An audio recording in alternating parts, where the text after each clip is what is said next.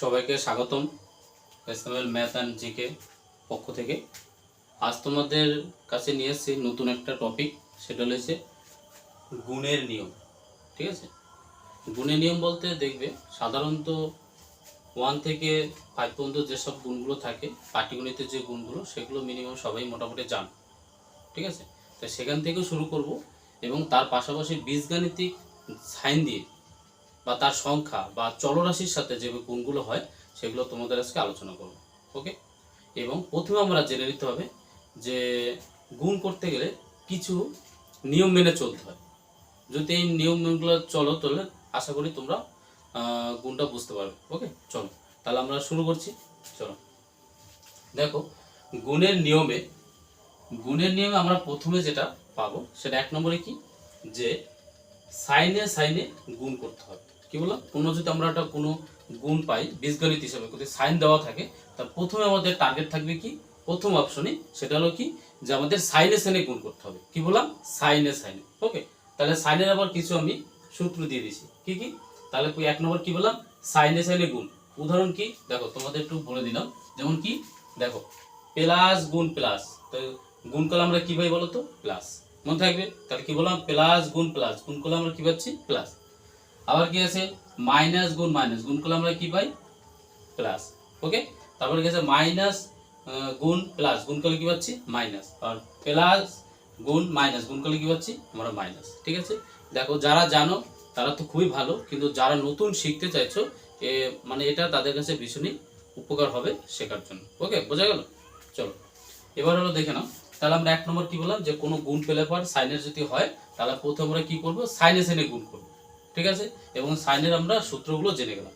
এরপর যদি হয়, মনে করো এখন যদি তোমার 3টে সাইন পড়ে গেল, তাহলে কি হবে, চলো অথবা তোমাকে একটা এরকম দিয়ে দিল যে মাইনাস গুণ মাইনাস, তাহলে কি হবে, চলো তুমি পারবে।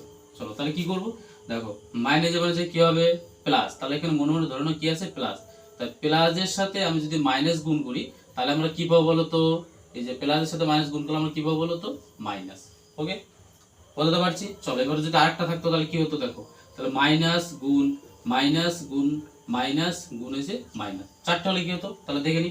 দেখো তাহলে কি, মাইনাস এবার যে কি হলো, প্লাস। তুমি এটা মনে মনে ধরো না, প্লাস আছে, তাই প্লাসে মাইনাসে কি হলো, মাইনাস। এবার মাইনাস এবারে যে কি হবে বলো তো, প্লাস। ওকে, বলতে পারলাম, তাহলে কি হয়ে গেল, প্লাস। যদি একটু অন্য টাইপের হয় চলো দেখে নিই।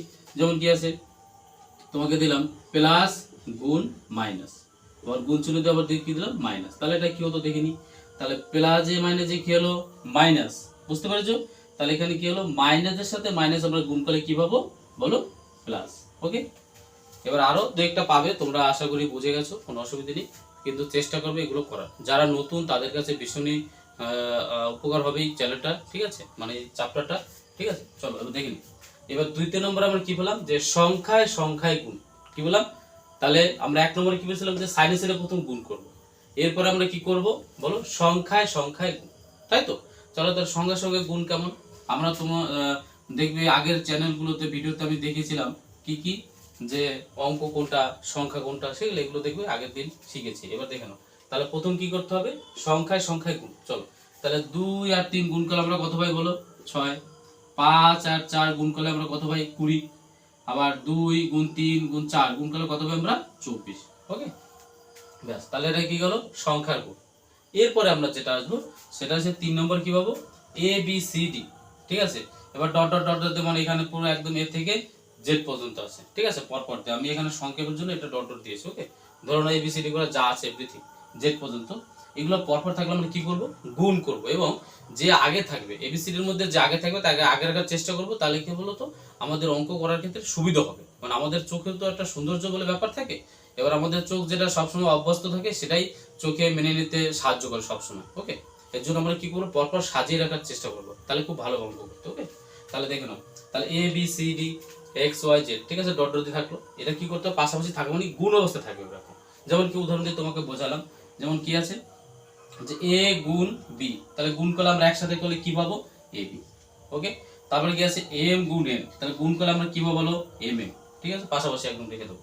এক্স ওয়াই গুণ করলে কি হবে, এক্স ওয়াই। এবার যদি 3টে হয় তাহলে কি হলো, এক্স গুণ ওয়াই জেড, তাহলে আমরা কি পাবো বলো তো, এক্স ওয়াই জেড। বোঝা গেল? তাহলে কি বলবো আমরা পরপর এভাবে কিন্তু রেখে করে দেবো। এবার ধরে নাও আমি যদি একটু উল্টো করে সাজাতাম, ধরে নাও যেমন তোমাকে যদি বলতাম বি গুণ এ, তাই গুণ করলে কি হতো বলো তো, বি এ, এটাও হতো, কিন্তু এর চেয়ে যদি আমি এটাকে সাজিয়ে যদি সুন্দর করে এভাবে লিখি তাহলে কিন্তু বেশি সুন্দর হবে, বা এবং অঙ্ক করতে তোমার সুবিধা হবে। এবং অনেক সময় দেখবে গুণ করতে করতে অনেক সময় কাটাকাটি করতে হয় যোগ বিয়োগের সাথে, ঠিক আছে, তখন দেখবে আমার চোখের যদি এবিসিডি সাজিয়ে লিখি তাহলে কিন্তু তোমার কাটাকাটি করতে খুব সুন্দর হবে। এর জন্য তোমাকে বললাম যে একটু সাজিয়ে লেখার চেষ্টা করো। ওকে, চলো এরপর আমরা দেখব 4 নম্বর রুলসটা কি আছে। তাহলে আমরা এখানে কি কি দেখলাম দেখো, 1 নম্বরে কি বললাম, সাইনে সাইনে গুণ, উদাহরণটা দেখিয়ে দিলাম। তারপর হচ্ছে সংখ্যায় সংখ্যায় গুণ, ঠিক আছে, এটা দেখালাম। এরপর আছে কি এবিসিডি তে কি হয়, পরপর গুণ হবে, পাশাপাশি থাকবে মানে তাদের কি করতে হবে, গুণ করে সাজিয়ে রাখতে হবে। তাহলে কি বললাম, গুণ করতে হলে প্রথমে জানতে হবে যে মনে রাখবে 1 নম্বরে কি সাইনে সাইনে গুণ, 2 নম্বরে আমরা কি বললাম বলো সংখ্যায় সংখ্যায় গুণ, আর 3 নম্বরে কি বললাম এবিসিডি তে গুণ। ওকে, বোঝা গেল? এবার 4 নম্বরটা কি দেখে নেই একটু।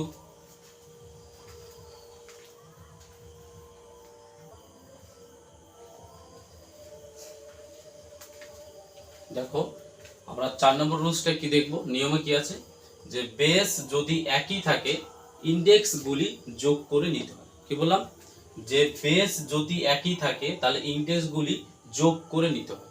ব্যাস ব্যাস, এর চেয়ে যদি সোজা করে বলি যে গুণের সময় পাওয়ারে পাওয়ারে কি করতে হয়, যোগ করতে হয়। ঠিক আছে, এই ইনডেক্সে কিন্তু অনেক সময় পাওয়ারও বলা হয়, মনে থাকবে কি বললাম, ইনডেক্সে অনেক সময় পাওয়ারও বলা হয়, অনেক বুদ্ধি থেকে পাওয়ারও পাবে, সে যাক তোমরা ইনডেক্স ধরেই করবো, কোনো অসুবিধা নেই। বলছে বেস যদি একই থাকে ইনডেক্স গুলি যোগ করে নিতে হয়। তাহলে চলো আমরা আগে জেনে নিই যে বেস কোনটা আর ইনডেক্স কোনটা। চলো তাহলে দেখে নিই। চলো তাহলে উদাহরণে কি দেখালাম, যে এই যে এ দেখতে পেয়েছো, এ, এই যে এ আছে, তাহলে এটাকে আমরা কি বলবো, বেস। কি বললাম, এটাকে কি বলা হয়, বেস। এবং এর উপরে যেটাকে বলা হয়, এই যে এর উপরে যেটা আছে সেটাকে বলা হয় ইনডেক্স, বা এটাকে পাওয়ার অনেক সময় বলে অনেকে। কি বললাম, পাওয়ারও বলে, কিন্তু অনেক সময় ইনডেক্সও বলে, তোমরা ইনডেক্সে ধরে পড়বে। তাহলে কি বললাম, এটাকে কি বলে, তাহলে বেস যেটা নিচে থাকে সেটাকে বলে বেস, আর উপরে যেটা থাকবে সেটাকে আমরা কি বলবো, ইনডেক্স, মনে থাকবে। তাহলে চলো এখানে আরেকটা দিয়েছে, তাহলে এখানে কি আছে এম, এমটাকে আমরা কি বলবো বলো, বেস। আর এই যে পাওয়ার আছে কত, কিউব মানে 3, এটাকে আমরা কি বলবো, ইনডেক্স। ওকে, তাহলে কি বললাম আবার বলো, তাহলে তোমরা এবার বলো তো, যদি আমি এখানে লিখি x আর এখানে দিলাম তোমাকে 5, ঠিক আছে, তাহলে এটাকে আমরা কি বলবো বলো, তোমরা বলো কি হবে বলো, এটাকে আমরা কি বলবো, এক্সটা কি বলবো, বেস, তাই তো। এবং এক্স এর উপরে যেটা আছে এটাকে আমরা কি বলবো বলো, বলো তুমি পারবে, বলো কি বলবো এটাকে, হ্যাঁ কি বলবো এটাকে, এটাকে বলা হয় ইনডেক্স। ওকে, চলো তাহলে দেখে গেলাম আমরা যে বেস কাকে বলে আর ইনডেক্স কাকে বলে। চলো এবার আমরা রুলসটা আরেকবার একটু দেখে নিই। বলছে বেস যদি একই থাকে ইনডেক্স গুলি যোগ করে নিতে হয়, তাই তো। তাহলে চলো দেখে নিই। তাহলে দেখো কি বলেছিলাম, বেস যদি একই হয়, তাহলে এখানে দেখো বেস কত আছে এ, আর এখানে বেস আছে কত এ। তাহলে দুজন কি বলেছি, বেস যদি তাদের একই হয় তাহলে ইনডেক্স, ইনডেক্স মানে এটা, তাহলে ইনডেক্স গুলো আমরা কি করব, গুণের সময় বলো যোগ করব। তাহলে দেখ যোগ করে কথা বলো তো, তাহলে দেখো এ, তাহলে আমরা এখানে বেস থেকে একটা নিলাম, আর পাওয়ার গুলো যোগ করি মানে ইনডেক্স গুলো, তাহলে 2 + 2, তাহলে যোগ করে কথা হলো বলো, তাহলে বলো a টু দি পাওয়ার কত 4। বুঝলে কি বললাম, ব্যাস।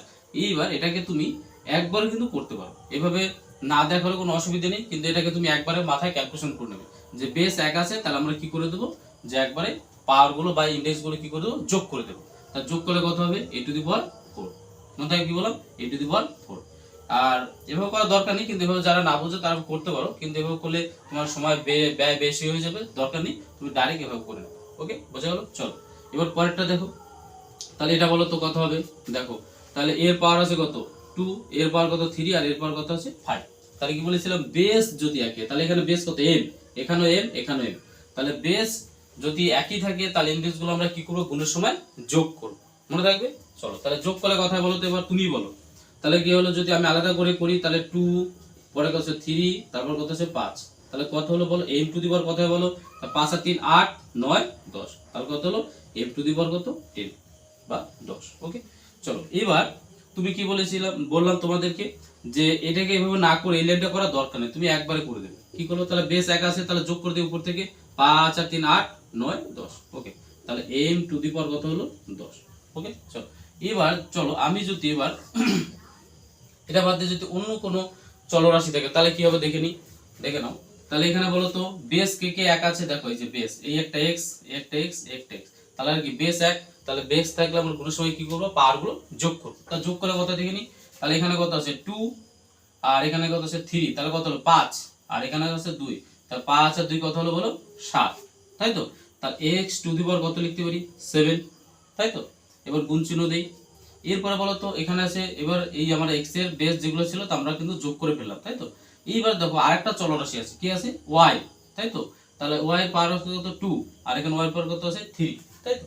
তাহলে আমরা কি করি, তাহলে বেস এখানেও 1 আর এখানটাও 1 আছে, যদি একই থাকে তাহলে আমরা কি করব বলো, যে বেস যদি একই থাকে তাহলে ইনডেক্সগুলোকে আমরা যোগ করে দেব, পাওয়ারগুলোকে যোগ করে দেব, তখন এটা গুণের ক্ষেত্রে, তাই তো। তাহলে দেখে নিই, তাহলে এখানে আমার কত হবে বলো, তাহলে a to the power a, তাহলে কত হলো, এটা 2 আর এখানে হলো 3, তাহলে টোটাল কত হবে বলো 5। তাহলে এটাকে আমরা যদি একসাথে লিখি তাহলে কি হবে বলো, তাহলে 7 আর লিখতে পারি 5, বোঝা গেল। ওকে, চলো এবার তাহলে তোমাদের একটা কাজ দিয়ে দিই, তোমরা এটা করে দেখাবে এটা কি হবে। চলো ধরে নাও তোমাকে দিলাম m গুণ n গুণ m গুণ n, তাহলে এখানে থাকলো 4, এখানে থাকলো 5, এখানে থাকলো 2, এখানে থাকলো 4। তাহলে চলো এটা কত হবে তোমরা নিজেরা করে দেখাবে, ঠিক আছে, বোঝা গেল। এটা করে নিজেরা করে, যদি সত্যিকার তুমি বুঝে যাও নিশ্চয়ই তুমি এটাও পারবে। ওকে, করে কিন্তু আমাকে জানাবে কিন্তু। ওকে, চলো এরপরে আমরা একটা জানবো 5 নম্বর নিয়মটা কি আছে একটু দেখে নিই। চলো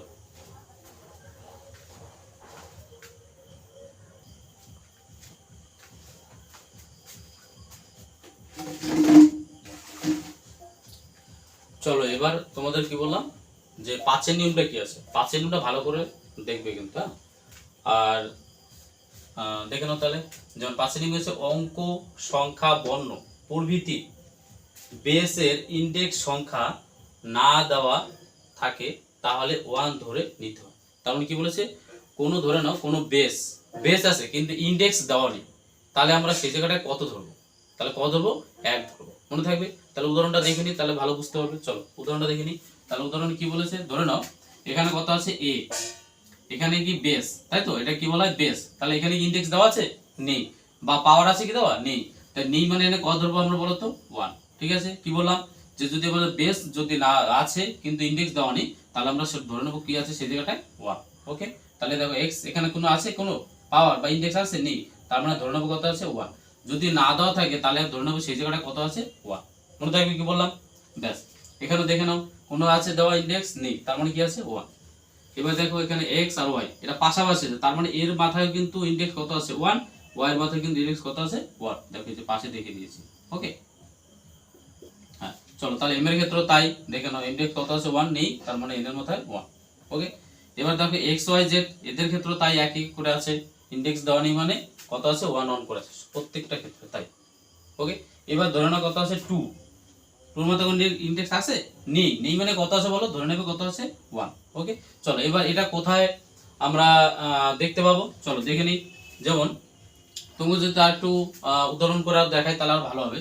যেমন এখানে তোমাকে যদি বলি যে a, তাই তো, গুণ a, তাহলে বলো তো কত হবে। এবার দেখো তুমি জানো না কিন্তু যদি এখন তুমি জেনে গেলে তার মানে নেই মানে কত আছে 1, এখানে নেই মানে কত আছে 1, তাহলে কি বলেছিলাম যে বেস যদি একই থাকে তাহলে আমরা গুণের সময় কি করব, ইনডেক্স গুলো কি করে দেবো যোগ করব। তাহলে যোগ করে কথা বলো তো, তাহলে আমরা বলো 1 + 1, তাহলে কত হলো বলো a স্কয়ার, বোঝা গেল। এবার তোমাকে যদি বলতাম a স্কয়ার, যেমন তোমাকে শুধু যদি বলতো যে a গুণ a, দেখবে ম্যাক্সিমাম ছেলেপেলে কিন্তু বলে 2a, 2a হবে কি, এটা হবে না, কেন হবে না, কারণ এখানে কি আমরা কি করছি গুণ করছি, তো তাই গুণ করলে 2a কখনো হয় হয় না, তার মানে যারা বোঝে না তারা কিন্তু এটাই করে, আর যারা বোঝে তারা তো খুবই ভালো। তাহলে এখানে কি হবে বলো তো, এইবার তোমাকে তাকে যদি এভাবে বোঝাও নিশ্চয়ই সে বুঝতে পারবে।